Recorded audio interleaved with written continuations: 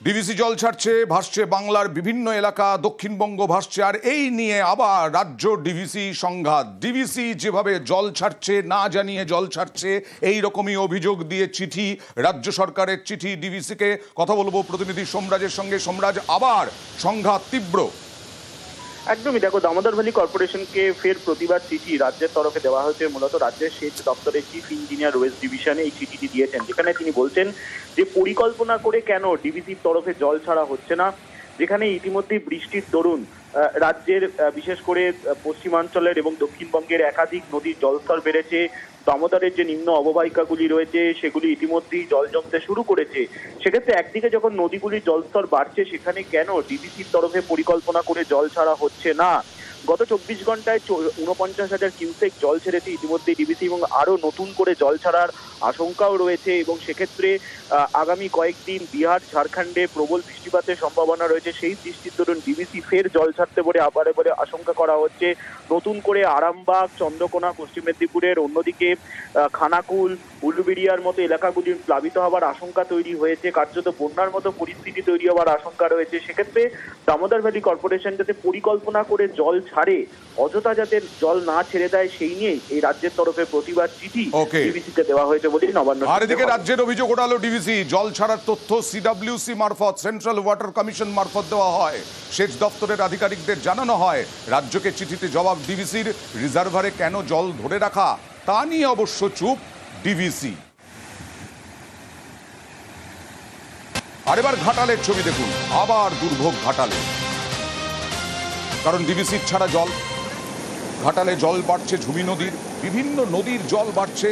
বিপদসীমার উপর দিয়ে বইছে এই ঝুমি নদী। মনসুকা 1 ও 2 গ্রাম পঞ্চায়েতের বহু গ্রাম জলমগ্ন। মনসুকা থেকে ঘাটালের যোগাযোগ বিচ্ছিন্ন। এবার আরামবাগের ছবি দেখুন। বৃষ্টি, ডিভিসি ছাড়া জলে দুর্ভোগ। এই কয়েকদিন আগে দুর্ভোগের মধ্যে পড়েছিল ঘাটাল, আরামবাগ। আবার আরামবাগের বিস্তীর্ণ এলাকা জলমগ্ন। আরামবাগের 4টি পঞ্চায়েত জলমগ্ন। বহু বাড়ি, দোকানের ভেতর ঢুকেছে জল। আরামবাগের একাধিক রাস্তা জলের তলায়। ডিভিসি ছাড়া জলে আরও বাড়ছে উদ্বেগ। এবার হরিপালের ছবি দেখুন। হুগলির হরিপাল।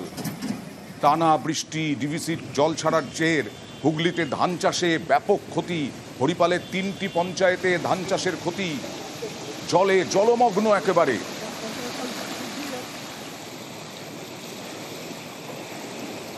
আর ব্যান্ডেলে দেখুন, ব্যান্ডেলের স্কুলে জল। ব্যান্ডেল স্কুল ভাসছে। ব্যান্ডেলের জল জমে থাকায় ছুটি দেওয়া হয়েছে স্কুল।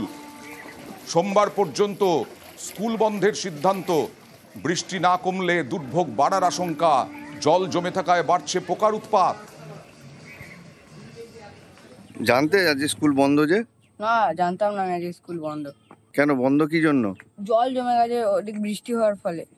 রাস্তায় তো পুরো জল। হ্যাঁ, এই জন্য তো এদিক দিয়ে খুলে আসছে আমরা। বলছি সমস্যাটা আছে এই যে জলের জন্য বাচ্চাগুলো স্কুলে যেতে পারছে না, আর এই যে কাজ হচ্ছে এইটা সমস্যা আছে। তো এই জলটা যদি না ঠিক করতে পারে তাহলে বাচ্চারা কি করে পড়বে? ওই নিচের ক্লাসরুমগুলোতে জল না ওঠা পর্যন্ত আমরা ক্লাস চালাই। ভেতরে লিঙ্ক রাস্তা আছে, অসুবিধা কিছু হয় না। কিন্তু যখনই ভারী বর্ষণ হয়, আমাদের বহুদিনই এরকম ক্লাস ডিস্টার্ব হচ্ছিল। গত বছর তো হয়নি কোনো ডিস্টার্ব, কিন্তু এই বছরটা দেখলাম এই যে 2 দিন আমাদের ছুটি দিতে হলো। আমাদের স্কুলটা এমন একটা জায়গা, ওখানে দেখা যাচ্ছে যে আপনার ওই বৃষ্টি হলেই জল ওখানে গিয়ে জমে। আর এটা হচ্ছে কাঁথির স্কুল। ব্যান্ডেলের স্কুল দেখালাম, কাঁথির স্কুলে দেখুন কি অবস্থা। জল জমে বিভিন্ন সাপ ঠাপ ঘুরে বেড়াচ্ছে। এই অবস্থা কাঁথির স্কুলের। কেঁচো, মাছ, পড়াশোনা নিয়ে চিন্তায় স্কুল কর্তৃপক্ষ। কয়েকদিনের টানা বৃষ্টি আর তার জেরেই জল ঢুকেছে স্কুলের ক্লাসরুম থেকে লাইব্রেরি, সব জায়গায়, স্টাফ রুম, অফিস ঘর। বৃষ্টির জল ঢুকে চারিদিকে থই থই অবস্থা। স্কুলে আগামীকাল শুক্রবার পরীক্ষা। স্কুলে জল টল ঢুকে যাচ্ছে, আমরা কি করে পরীক্ষা দিব? আর আমাদের ক্লাসের অনেক লোককে জ্বর হয়ে গেছে। স্যারেরা সবাই সকাল থেকে এসে ভিজাভিজি করছে, তাদেরকে জ্বর হবে। পরীক্ষা আমরা কি করে দিব? কয়েক বছর হয়েছে আমি দায়িত্ব নিয়েছি, উনি চলে গেছেন। সব থেকে সমস্যাটা হচ্ছে এই বছর থেকে দেখছি আমি যে জলটা এমনি জমা হতো, মাঠ ডুবে যেত। এবার কিন্তু ক্লাসরুমে জল ঢুকে গেছে, তারপরে বিভিন্ন রুমে জল ঢুকেছে। আমাদের আগামী শুক্রবার থেকে পরীক্ষা, মানে সেকেন্ড ইউনিট টেস্ট। আজকে সিটি ম্যানেজমেন্টের কথা ছিল, সেই সমস্ত ব্যাপারে খুব সমস্যায় পড়েছেন আমাদের মানে সহকর্মীরা এবং ছাত্ররা। আজকে যেভাবে অসুবিধায় পড়েছে, স্টাফ রুমে জল ঢুকেছে, আমাদের বিভিন্ন অফিস রুমে জল ঢুকেছে এবং বিভিন্ন রকম আমাদের স্কুলের যে কাগজপত্র বা বিভিন্ন রকম জিনিসগুলো ক্ষতিগ্রস্ত হচ্ছে। তার জন্য আজকে বাধ্য হয়ে স্কুল ছুটি করতে হয়েছে, কোনোভাবে স্কুল করা সম্ভব হয়নি।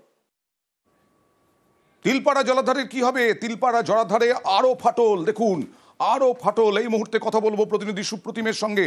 সুপ্রতিম, কি অবস্থা? তিলপাড়া জলাধারে আরো ফাটল, কি মনে করা হচ্ছে, ভবিষ্যৎ কি? দেখো, তিলপাড়া জলাধারে কিন্তু ফাটল দেখা গিয়েছে এবং সেই ফাটল কিন্তু বেশ বড় অংশেই দেখা গিয়েছে। তার কারণ হচ্ছে গত কয়েক মাস থেকে কিন্তু এই ফাটল ছিল এবং সেই সময় কিন্তু তার সংস্কারের কাজ চলছিল, কিন্তু হঠাৎ করে বৃষ্টিপাত বৃদ্ধি এবং ময়ূরাক্ষী নদীতে জল বেড়ে যাওয়ার জন্য কিন্তু সেই সংস্কারের কাজ বন্ধ হয়ে যায়। এবং এই যে তারপরে ময়ূরাক্ষী নদীতে বিশাল জলের চাপ, যেটা ম্যাসেঞ্জার জলাধারে জল ছেড়েছে, সেই জল কিন্তু এই তিলপাড়া জলাধারের উপরে চাপ পড়ছে এবং তারপরে কিন্তু ফাটল দেখা গিয়েছে। এবং আজকে রাজ্য সেচ দপ্তরের আধিকারিকরা সেখানে আসে এবং তারা কিন্তু এসে সেই জায়গা পরীক্ষা করে এবং যেটা তারা জানাতে চাইছেন যে তার উপর দিয়ে আপাতত একমুখী যান চলাচল শুরু করা হবে। তবে তারা কিন্তু পুরোপুরি চেষ্টা করছে, যখন নদীর জল একদম কমে যাবে তখনই কিন্তু সংস্কারের কাজ শুরু করা হবে। বেশ।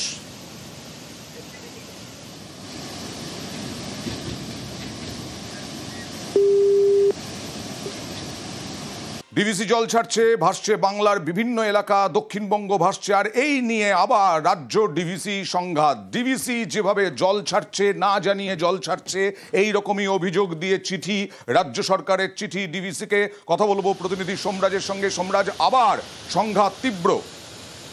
একদমই, দেখো, দামোদর ভ্যালি কর্পোরেশনকে ফের প্রতিবাদ চিঠি রাজ্যের তরফে দেওয়া হয়েছে। মূলত রাজ্যের সেচ দপ্তরের চিফ ইঞ্জিনিয়ার ওয়েস্ট ডিভিশনে এই চিঠিটি দিয়েছেন, যেখানে তিনি বলছেন যে পরিকল্পনা করে কেন ডিভিসির তরফে জল ছাড়া হচ্ছে না, যেখানে ইতিমধ্যেই বৃষ্টির দরুন রাজ্যের বিশেষ করে পশ্চিমাঞ্চলের এবং দক্ষিণবঙ্গের একাধিক নদীর জলস্তর বেড়েছে। দামোদরের যে নিম্ন অববাহিকাগুলি রয়েছে সেগুলি ইতিমধ্যেই জল জমতে শুরু করেছে। সেক্ষেত্রে একদিকে যখন নদীগুলির জলস্তর বাড়ছে, সেখানে কেন ডিভিসির তরফে পরিকল্পনা করে জল ছাড়া হচ্ছে না? গত 24 ঘন্টায় 49,000 কিউসেক জল ছেড়েছে ইতিমধ্যে ডিভিসি এবং আরো নতুন করে জল ছাড়ার আশঙ্কাও রয়েছে। এবং সেক্ষেত্রে আগামী কয়েকদিন বিহার, ঝাড়খণ্ডে প্রবল বৃষ্টিপাতের সম্ভাবনা রয়েছে। সেই বৃষ্টির দরুন ডিভিসি ফের জল ছাড়তে বলে বলে আশঙ্কা করা হচ্ছে। নতুন করে আরামবাগ, চন্দ্রকোনা, পশ্চিম মেদিনীপুরের, অন্যদিকে খানাকুল, উলুবেড়িয়ার মতো এলাকাগুলি প্লাবিত হওয়ার আশঙ্কা তৈরি হয়েছে। কার্যত বন্যার মতো পরিস্থিতি তৈরি হওয়ার আশঙ্কা রয়েছে। সেক্ষেত্রে দামোদর ভ্যালি কর্পোরেশন যাতে পরিকল্পনা করে জল ছাড়ে, অযথা যাতে জল না ছেড়ে দেয়, সেই নিয়ে এই রাজ্যের তরফে প্রতিবাদ চিঠি ডিভিসিকে দেওয়া হয়েছে বলে নবান্ন। আর এদিকে রাজ্যের অভিযোগ ওঠালো ডিভিসি, জল ছাড়ার তথ্য সিডব্লিউসি মারফত, সেন্ট্রাল ওয়াটার কমিশন মারফত দেওয়া হয়। সেচ দপ্তরের আধিকারিকদের জানানো হয়, রাজ্যকে চিঠিতে জবাব ডিভিসির। রিজার্ভারে কেন জল ধরে রাখা, তা নিয়ে অবশ্য চুপ ডিভিসি। আর এবার ঘাটালের ছবি দেখুন, আবার দুর্ভোগ ঘাটালে। কারণ ডিভিসির ছাড়া জল, ঘাটালে জল বাড়ছে ঝুমি নদীর, বিভিন্ন নদীর জল বাড়ছে। বিপদসীমার উপর দিয়ে বইছে এই ঝুমি নদী। মনসুকা 1 ও 2 গ্রাম পঞ্চায়েতের বহু গ্রাম জলমগ্ন। মনসুকা থেকে ঘাটালের যোগাযোগ বিচ্ছিন্ন।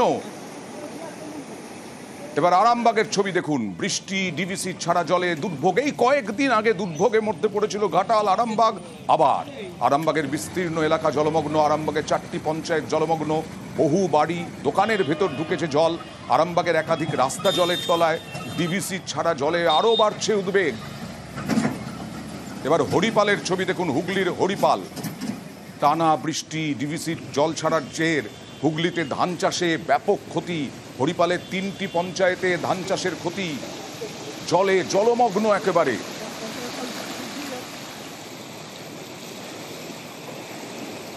আর ব্যান্ডেলে দেখুন, ব্যান্ডেলের স্কুলে জল, ব্যান্ডেল স্কুল ভাসছে। ব্যান্ডেলে জল জমে থাকায় ছুটি দেওয়া হয়েছে স্কুল। সোমবার পর্যন্ত স্কুল বন্ধের সিদ্ধান্ত। বৃষ্টি না কমলে দুর্ভোগ বাড়ার আশঙ্কা। জল জমে থাকায় বাড়ছে পোকার উৎপাত। জানতে আজ স্কুল বন্ধ যে? না, জানতাম না আজ স্কুল বন্ধ। কেন বন্ধ, কি জন্য? জল জমে গেছে অধিক বৃষ্টি হওয়ার ফলে।